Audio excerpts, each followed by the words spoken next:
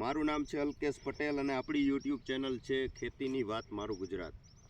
આપણી દુકાનનું નામ છે મિત્રો Hindustan agro seeds Kalavad, proper Kalavad, તાલુકો કાલાવડ, જિલ્લો જામનગર.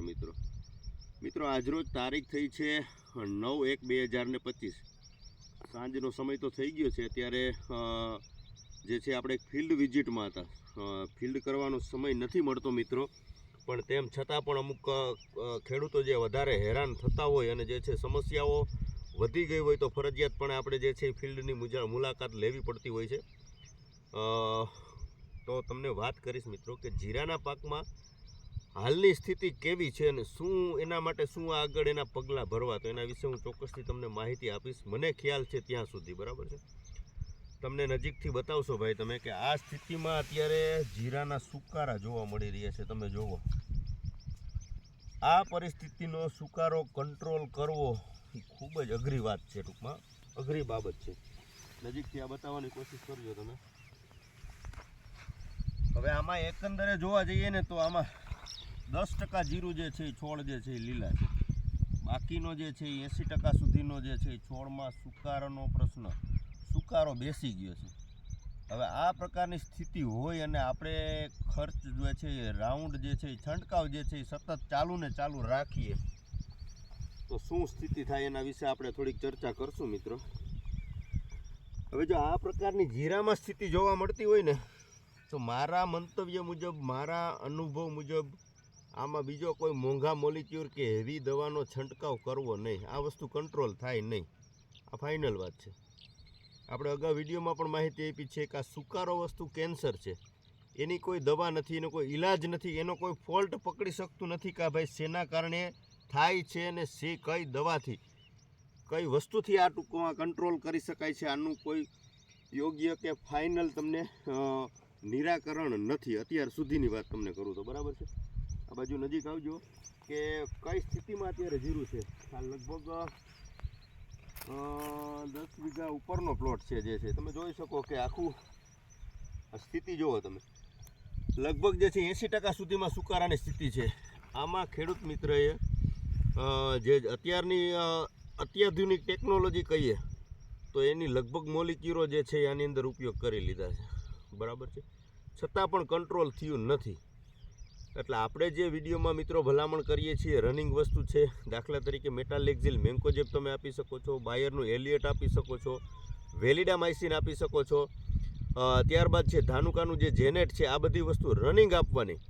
માર્કેટની અંદર સોશિયલ મીડિયા થકી જે છે ઊંચા મોલિક્યુલો જે છે સુકારા માટે કે અન્ય માટે જે છે 200 રૂપિયા સુધીના પંપ થતા હોય, પણ છતાં આ વસ્તુ કંટ્રોલ થાય નહીં. એટલે હું ભલામણ જ નથી કરતો. એવું નથી કે તમે મારા વિડીયો કોઈ પણ જોઈ લેજો, મને રિઝલ્ટ મળે, મને યોગ્ય લાગે કે મને ખ્યાલ છે ત્યાં સુધી એટલે સુધી જ આપણે ખર્ચ કરવાનો. વધારાનો ખર્ચ કરી અને આ વસ્તુ કાંઈ કંટ્રોલ થવાની નથી. આ એક વસ્તુ સમજો.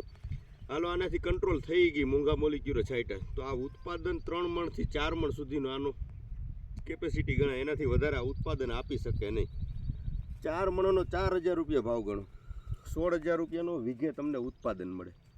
ખર્ચનું કેલ્ક્યુલેશન કરજો, 4 મહિના સુધીની મહેનતનું હિસાબ કરજો, દવા, બિયારણ, ખાતર તમામ વસ્તુનો હિસાબ કરી લેજો. એટલે તમને આનું કેલ્ક્યુલેશન મળી જાય કે આ વસ્તુ શું કરાય. આની અંદર નોર્મલ સુકારો હોય, કંટ્રોલ થઈ જાય એવી પરિસ્થિતિ હોય, એમાં ચોક્કસથી આપણે ભલામણ કરીએ છીએ કે રનિંગ જે વસ્તુ છે એનો છંટકાવ તમારે કરવો.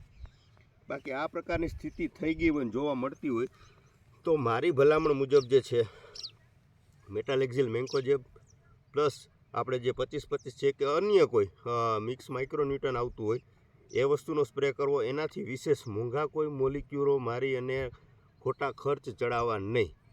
કેમ કે તમે કોઈ પણ કંપનીને પૂછશો કે ભાઈ મારે આવી પ્રકારની સ્થિતિ છે તો તમને કોઈ એવું નહીં કહે કે ભાઈ મારી પાસે એની દવા નથી, મારી પાસે એનો ઈલાજ નથી. એ તમને એમ જ કહેશે કાંઈ વાંધો નહીં, આપણી કંપનીની આ પ્રોડક્ટ આવે છે, તમારે છંટકાવ કરી દેવાનો છે, આનાથી તમારે આ વસ્તુ રોકાઈ જશે. આ જીરું છે. ચણાના પાકની સ્થિતિ લઈને જશો તો એ તમને એની જ વસ્તુ કહેશે કે ભાઈ હાલો આ વસ્તુ તમે છંટકાવ કરી દેજો, આનાથી આ વસ્તુ તમારી કંટ્રોલ થઈ જશે. આવીને આવી રીતે તમે કપાસની સિઝનમાં તમે લઈ જશો તો એકને એક પ્રોડક્ટ જે છે એ તમે જે પાક વાવ્યો છે એમાં જે પ્રકારની ટૂંકમાં તકલીફો છે તો એમાં બધાયમાં તમને ભલામણ કરશે કે આ વસ્તુ અમારી ચાલે છે. એટલે આપણે કોઈનો વિરોધ કરવા માટે વિડીયોમાં તમને માહિતી નથી આપતા, પણ મારી એક અંગત ભલામણ છે કે જે કોઈ પ્રોડક્ટ હોય એમાં જે લેબલ ક્લેમ થયેલું હોય, દાખલા તરીકે કોઈ પણ એવી પ્રોડક્ટ છે કે પ્રોફેનોફોસ છે કે એસીફેટ છે કે મોનોકોટો રનિંગ આપણે વસ્તુ વાત કરીએ તો એનો લેબલ ક્લેમ હોય કે ભાઈ આ જીરામાં કામ આપશે, ચૂસિયામાં કામ આપશે કે મોલામાં કામ આપશે, એના માટેના લેબલ ક્લેમ હોય. તો જીરા માટે કોઈ વસ્તુ એવી નથી આવતી કે ભાઈ આ સુકારા માટે સંપૂર્ણ તમને રિઝલ્ટ આપશે એવી કોઈ લેબલ ક્લેમ પ્રોડક્ટ નથી આવતી. માત્ર આપણે અખતરા કરી શકીએ. એટલે ભલામણ મારી એવી છે કે નથી છાંટવું, નથી કાંઈ ખર્ચ કરવો, નથી અખતરા કરવા એ બાબત નથી. પણ જે વસ્તુ મોંઘા મોલિક્યુલો છે, અંદાજિત વાપરવાના છે, આપણે ખ્યાલ નથી કે આનું રિઝલ્ટ મળશે કે નહીં, આવી વસ્તુનો ખર્ચ કરવો નહીં. અને ખર્ચ કરાવવો પણ નહીં. વેપારી મિત્રોને ભલામણ કરું છું, કંપનીના જે છે એમ્પ્લોય જે છે ખેડૂત સુધી માહિતી પહોંચાડતા હોય કે અથવા રૂબરૂ ફિલ્ડ વિઝિટો કરતા હોય, એટલે એ લોકોને એવું વિચારીને ખેડૂતોને ખર્ચ ન કરાવવા કે જે કોઈ કંપનીમાં કામ કરે છે તો એની ભલામણ કરી દે કે ભાઈ અમારી કંપનીની આ પ્રોડક્ટ વાપરો, તમને રિઝલ્ટ મળી જશે. હા, ચોક્કસથી તમે રિઝલ્ટ લીધેલા હોય, તમારી પાસે એના રિવ્યૂ હોય, ખેડૂતને એનાથી સંતોષ થયો હોય તો ચોક્કસથી ભલામણ કરજો. મારો કોઈ વિરોધ નથી કે તમે આ વસ્તુનો ભલામણ ન કરો, પણ ખેડૂતને પોસાય આ પ્રકારનું તમે ધ્યાન દેજો.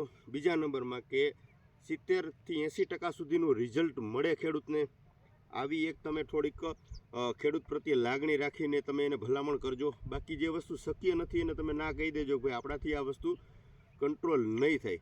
તમારે કોઈ એવી ભલામણ નથી કરવાની કે કોઈ દવા નથી આવતી કે કોઈ કંપનીનું આ ન વાપરો કે શું કાંઈ.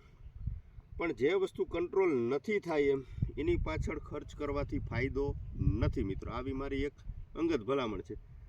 પછી તમે આની અંદર કોઈ ફિલ્ડ વિઝિટ કરાવી, ટૂંકમાં નોર્મલ સ્થિતિ હોય, એમાં અંદર જે છે રિકવરી સુકારાનો કંટ્રોલ મળી જાય એવી સ્થિતિ હોય તો એમાં તમારે ચોક્કસથી ખર્ચ કરવાનો. પણ હું તમને કહું કે 50% સુધી જે આ સ્થિતિ આવી સર્જાઈ ગઈ હોય, આને આપણે રિકવર કરવા માટે ગમે એટલી મહેનત કરીએ તો આ વસ્તુ સુકાઈ ગઈ છે, આ વસ્તુ પાછું રિકવર થઈ અને તમને ઉત્પાદન આપે નહીં. કદાચ આ વસ્તુ સુકાઈ ગઈ છે ને આ ઊભું થઈ જાય ને તો આની ઉપર ખાલી એક જ ફૂમકું જે છે એક જ ડાળખું આવે, આનાથી વિશેષ બીજું કાંઈ, આની કેપેસિટી પૂરી થઈ ગઈ. કેમ કે આ એક રોગિષ્ટ છોડવો બની ગયો. આ તમે સુધારો ને તો ટૂંકમાં આ જીવી શકે, બાકી આ કાંઈ કામ ન કરી શકે. આપણે કેમ શું કહેવાય કે આઈસીયુમાં વયું ગયું હોય તો એ પછી ખાલી જીવી શકે પણ એ મહેનતનું કામ કરી શકે નહીં. એટલે જેવી આ વસ્તુ જ છે કે આ ઉત્પાદન આપી શકે નહીં. એકવાર આ રોગિષ્ટ બની ગયું છે તો આમાં બીજું તમે કાંઈ નવીન વધારાનું ઉત્પાદન મેળવી શકો નહીં. આવી મારી અંગત ભલામણ છે. કોઈ કંપનીનો વિરોધ આપણે નથી કરતા કે કોઈ ખેડૂતોને ભરમાવવાની કોશિશ નથી કરતા. હાલની સ્થિતિ છે, સુકારાના પ્રશ્નો જીરાના પાકમાં ખૂબ જ વધી રહ્યા છે અને ખેડૂતો જે છે આડેધડ, હું સલાહ દઉં તો મારી સલાહ માનીને ચાલુ થઈ ગયા છે છંટકાવ કરવાના. સોશિયલ મીડિયામાં અવનવી જે જાહેરાતો આવે છે, અવનવી માહિતીઓ આવે છે, તો એની માહિતી લઈને કાલે બીજો છંટકાવ કરે છે, પરમ દિવસે બીજો છંટકાવ કરે છે. તો ભલામણ માત્ર એટલી જ છે કે ભલે વાંધોની છંટકાવ કરો પણ નોર્મલ થતો હોય ખર્ચ 100 રૂપિયા આસપાસનો જે છે એ પંપ પડતો હોય અને જે છે તમે ટ્રાયલ લ્યો તો કોઈ વાંધો નથી. પણ 200-300 રૂપિયાના પંપ થતા હોય ને વીઘે 4-5 પંપ આપણે છાંટતા હોય તો આવી સ્થિતિમાં આપણે આંકડા મેળ થાય નહીં, હિસાબનું કોઈ કેલ્ક્યુલેશન મળે નહીં. આવો મારો એક અંગત અનુમાન છે કે આવી સ્થિતિ બની શકે. એટલે જે પ્રકારની સ્થિતિ હોય, જીરાની સ્થિતિ સારી હોય, 15-20% સુધીનો જ સુકારો હોય, બગાડ હોય તો ચોક્કસથી મહેનત કરી એને સુધારવાની કોશિશ કરજો.